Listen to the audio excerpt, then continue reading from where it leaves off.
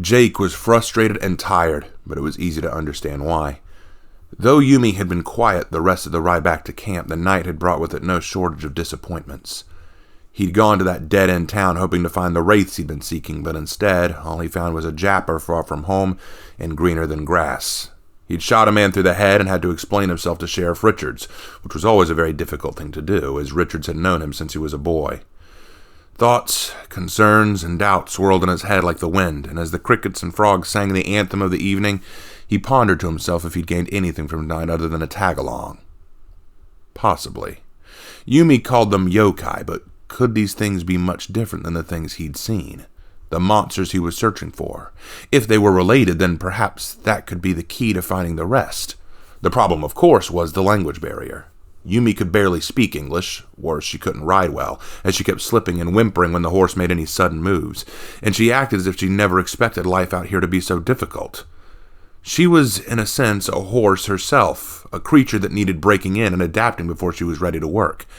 Fortunately, she didn't seem very confrontational or difficult. That was something, at least. At last, Jake caught the side of the camp he'd been waiting to see. He could make out the glow of 2 fire pits, at least 5 or 6 small tents, and one rather large one near the back of the pack. There wasn't much movement around the area, but he didn't really expect to see much. Jake could smell something cooking, but saw no sign of Emilio. So was Mama behind it? He wasn't sure. His eyes scanned for any signs of life, and the fact he saw none made him a little on edge. Yumi glanced up to see the camp herself and blinked, taking in the view. From the top of the hill, the camp could see for miles around in almost every direction, making it easier to hunt or ride out if there was trouble. And there was always trouble. Jake saw the clothesline hung with laundry, and that eased his heart a little. It meant that Mama was still at work. Well, that was good. "Isaiah!" Jake finally called. "Isaiah, where you at?" Jake bellowed louder. Suddenly, from out of the larger tent, a tall black man emerged. He was wearing a cotton shirt and pants that were torn at the ankles, but still suited his tall, lanky frame. He had surprisingly large arms and leg muscles that bulged slightly as he ran, and he had a clean-shaven face but for slight stubble on his chin. His hair was cut very short but not quite removed, and there were signs of a receding hairline despite the man only being 31 years old. Isaiah came running over to the horse at the call and beamed bright, his white teeth contrasting his dark skin in the darker night. "Mr. Brewer," he cried in a very thick, accented voice that Jake had come to expect from most. "Good you come back. Mama getting awful worried about you." "Everything all right here?" Jake asked. "Well, Running Bear and Saul still ain't come back from hunting, so just been me, Mama, and Anton." "Where's Emilio?" Jake asked. "Oh, he out picking again," Isaiah chuckled. "I tells him I don't mind doing it for him, but he keeps saying I wouldn't know what I was looking for." "He means well, Isaiah. Just trust him on that." "Yes, sir." He then turned his attention to Yumi, and his smile faded fast. "Who this?" Yumi flinched at finally being noticed and bowed politely, though she said nothing. "Her name's Yumi. A japper," Jake replied. "She was attacked in town. Take her to see Anton, please." Isaiah gave a nod and held up his hand to the girl. She glanced back at Jake nervously, who gave her a glare to inform her that this was not a time for a discussion. Yumi reached out and took the arms of Isaiah, who lifted her off the horse back onto her feet. "Now you just come this way now," Isaiah smiled before turning back to Jake. "Oh, and you, Mr. Brewer?" "I'm going to go find Emilio. I'll be back," Jake informed, turning his horse, who seemed grateful to have lost some of the weight. He was now trotting off to go find the missing chef. Isaiah chuckled and moved Yumi along, who was trying hard to stand straight and tall, and yet still came off as a scared child. "Don't you worry now," Isaiah encouraged, speaking slowly for her. "Anton gonna take good care of you. Mr. Brewer will, too." "Who is Mr. Brewer?" Yumi asked curiously. "Is other name for—" She pointed after Jake, and Isaiah nodded. "Yeah, he's Jake Brewer," Isaiah said firmly and encouragingly. "He the boss around here, and you just do what he say. You come out all right?" Yumi couldn't help but feel she liked Isaiah, if for nothing else than the way he talked. She couldn't understand all of what he said, and his strange way of speech was even harder to understand. But the smile on his face and the strength of his arms were very encouraging. Yumi was led to one of the small tents where 2 cots were laid out. There was a small wooden table set up on the side of the tent with a few pages of paper, a quill, and a single candle burning near it, with the wax having melted down to the bronze holder that was keeping the candle up. But there was no one inside. "Oh, damn," Isaiah grumbled. "Now where'd he go to now? All the times he got up and disappear on us?" "Who is he?" Yumi asked. "Oh, don't you worry." Isaiah brought his infectious smile back. "You just wait here, and I'll go find him for you."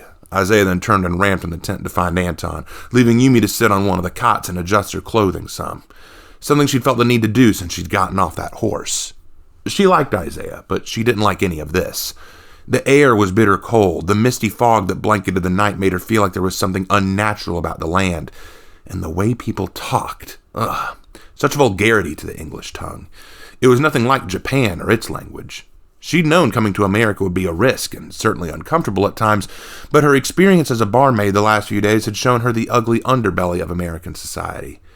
It was like an Eta village half the time, and the only people of meaningful repute were all rather crude or brash to her in any case. It wasn't like back home, not like with her family. But she would endure it.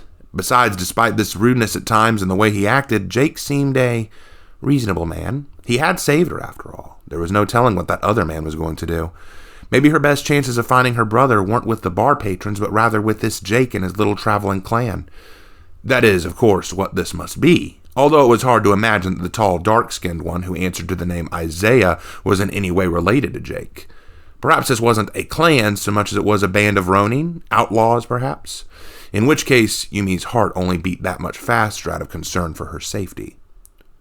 "Good evening!" Yumi squeaked at the sound and spun around to see a short-built man step inside. He had dark hair and glasses on with stubble on his face and a coat over his shirt and vest. A tie was tied neatly under his collar, and his pants looked oddly neat, which was somewhat uncommon to see in these parts for her. I'm sorry," Yumi cried, dropping into an instinctive bow of apology. No, there is no need for that," the man chuckled. "I am Anton, though you can call me Tony. I take it Isaiah brought you here, yeah?" His accent was funny and certainly not American in origin. Yumi couldn't place it, but she knew it would be impolite to inquire. She nodded dumbly, and Tony chuckled. "Ja, and so, Jake riding in with someone, so I don't expect a lovely young Fraulein like you to come around here. Now, let us take a look." He led Yumi to a cot and sat her back down. He sat on the cot across her and began checking her wrist for a pulse, her eyes for dilation, and her skin for cuts or bruises.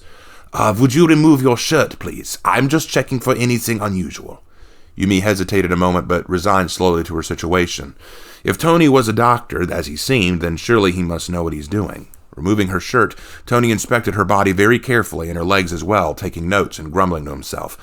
Ja, sehr gut, very good. You can put your shirt back on. There is no serious trauma. Bed rest, a bath, some food should all be needed.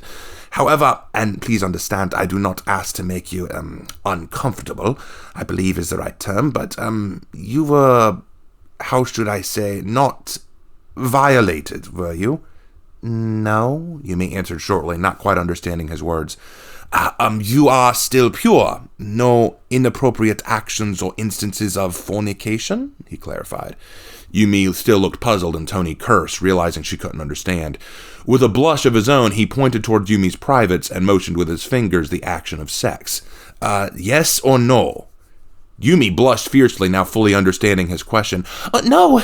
Oh, so sorry. No, I'm not, I do not know word for, have not been pillowing.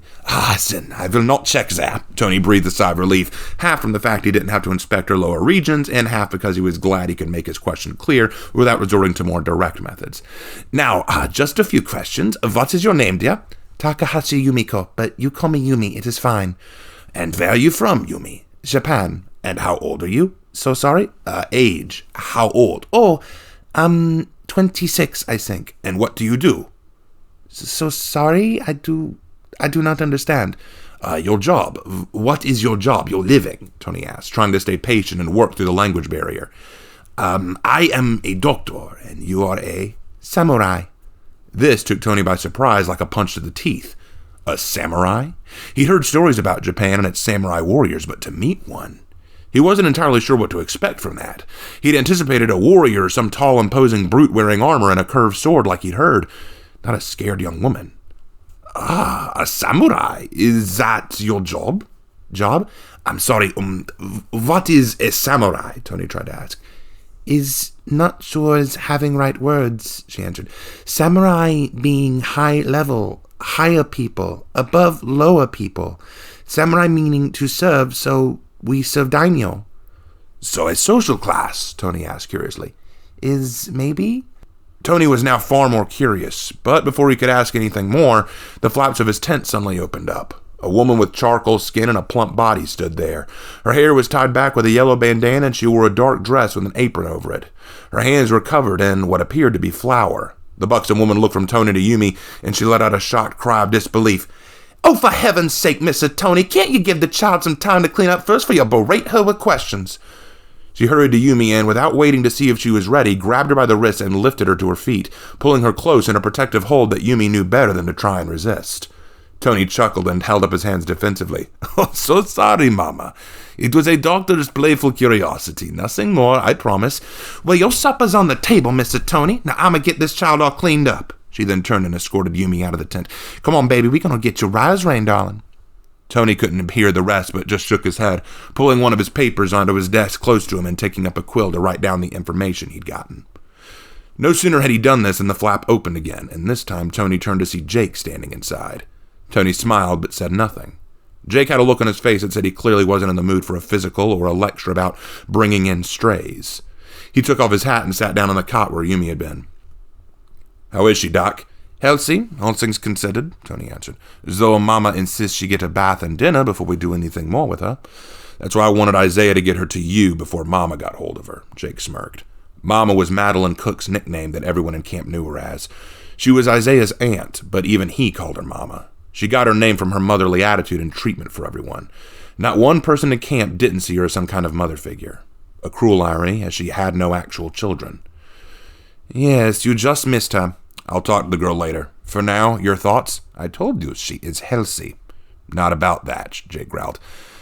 If you're asking if she is a supernatural creature or race, then no, she is not, Tony replied firmly. But I do think she is a scared little girl far from home, then yes, she is. And I would recommend not pushing her too hard on this personal crusade of yours. Jake bristled at that last jab, but Tony didn't flinch. They'd had this debate before, and Jake wasn't in the mood to go into it right now. He paused a moment thinking, letting the anger he felt slip away. Tony was his friend, and he meant well. She asked for help, Jake finally whispered. She said her brother was taken by something called a yokai. I'm unfamiliar with the term. Neither am I, but she equated it to a demon. I'm wondering if it couldn't be something like the Wraiths. No, Jake, you want it to be like the race that you are hunting, Tony snarled, turning in his chair to face Jake, venom in his voice. You did not rescue that girl because she was hurting or in danger. You brought her here so you could get closer to finding the damned Wraiths. That is all, and you should be ashamed of dragging her here for selfish goals like that. She was being assaulted. Yeah, and you're just a paragon of virtue and selflessness, yeah? Tony praised sarcastically, rolling his eyes. Can you say honestly you would have saved her, even if she was not hunting her own demons? Jake froze at the question and looked away from Tony, which was all the confirmation Tony needed. You're right, I wouldn't have brought her with me, but I'd like to think that I'd have still saved her, Jake answered, not entirely sure if he was being honest with himself or not. Jake, the race you are hunting are heartless, selfish beasts, and they consume everything they touch. Do not be like them to catch them, Jake Brewer. Tony mustered darkly. This whole camp depends on you. You throw us to the wolves so you can get the gold? Then you will celebrate your victory alone and hopefully ashamed. You sound like my father, Jake hissed darkly. Good. Then take those words to heart, Tony muttered, his voice softening a little before letting out a defeated sigh. Yes, truth me late. I'm sorry, Jake. You are a good man, I know this, but that girl, she is a scared child in a land not her own, and she has no idea what this group intends to accomplish. Can you, in good conscience, drag her into the hell that we intend to go into, like the rest of us? Not in good conscience, Jake admitted. But I also don't think it's a good idea to let her go again. She has nowhere to live, nowhere to go. She can't last on her own. Plus, she's got a bounty on her head because she has the misfortune of looking like a Chinawoman. Another misfit to add to the pack. Tony growled in displeasure and put his quill down angrily, snorting and cursing in German. These Americans, the dream of opportunity and promise. It draws people to this country with hopes of lands of milk and honey, but only to find the unforgiving West, the stupid moonshiners, and a pack of fools just as intolerant as the places they left. So would you rather go back? I didn't say that, Tony shrugged. It is true America is far better than what I left in Austria, but, well, you did not ask for my patriotic ramblings. He stood up and stretched his tired muscles. I should eat something. Mama said food was waiting for me. Tony started to walk past when Jake spoke again. We got 2 days until the full moon, Tony. You gonna be okay? Tony stopped walking and glanced back at Jake, a little paler. Everything is well in hand, he answered. That's what I needed to hear. You know I trust you. Ja, this I know. Despite his agreeable response, Tony walked out of the tent quickly before anything else could be said. Jake watched him go a minute and then glanced at his notes casually. He caught a few things he understood: minor cuts and bruises, fatigue, no apparent signs of sexual abuse. At least Yumi was healthy, but would she be able to withstand what was going to happen? What they were heading towards? He didn't know. He wasn't sure he was ready to ask her either. He stood up and walked out of the tent to see Mama by the clothesline hanging Yumi's clothes, humming to herself. Hey, Mama, where's Yumi? Taking a bath, Mr. Brewer. I've told you can just call me Jake, Jake replied with a groan. I know that, honey, she smiled back. And no, I don't want you bothering that poor child tonight. Save your questions for the morning. That'll be soon enough. Jake didn't bother even hiding his surprise. It always astounded him how easily Mama could read his mind. Okay, how did you... Honey, you got a heart of gold, but you got a head made of rock, you know that? You a hard-headed and stubborn boy, and they're gonna get you in a heap of trouble one day, Mama replied. You rescue some girl and bring her back here and want to see her soon as you can? Well, either you finally found true love or she knows something about them wraiths, and I ain't know you ain't gonna rest till you find them neither, so I was pretty good at guessing what you were after. Remind me not to play cards with you at the table. Wouldn't know how anyway, honey, so your wallet's safe, she winked and gave a hearty chuckle.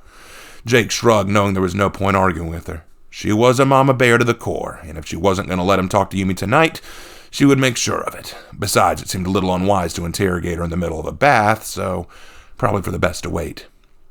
The girl has something of a language barrier, so be patient with her. Oh, I noticed, Mama said, but I'll be all right. Oh, so you understand some of her gibberish? Oh, no, sugar, Mama muttered darkly, but there are ways to talk without words. She gave a knowing look, and Jake knew not to inquire. Mama and Isaiah had both been former slaves, and there were aspects of their earlier life that he really didn't want to pry into. Then, in that case, I will leave her in your very capable hands, Mama, Jake answered shortly. She gave a nod. Yes, sir, Mr. Brewer. Now you go get yourself in the cot. You look dead tired, honey. Need your own strength now. Get on now. Get out of here. Shoo! Even if Jake wanted to argue with her, his weak legs were all the indicator he needed that she was right. With a solemn nod, he hobbled his way back to his own tent, a yawn escaping his mouth as he heard Mama humming, and it just dawned on him that she was humming a lullaby. Had she been deliberately doing that to make him tired? Ah, damn it, Mama's more dangerous than I thought.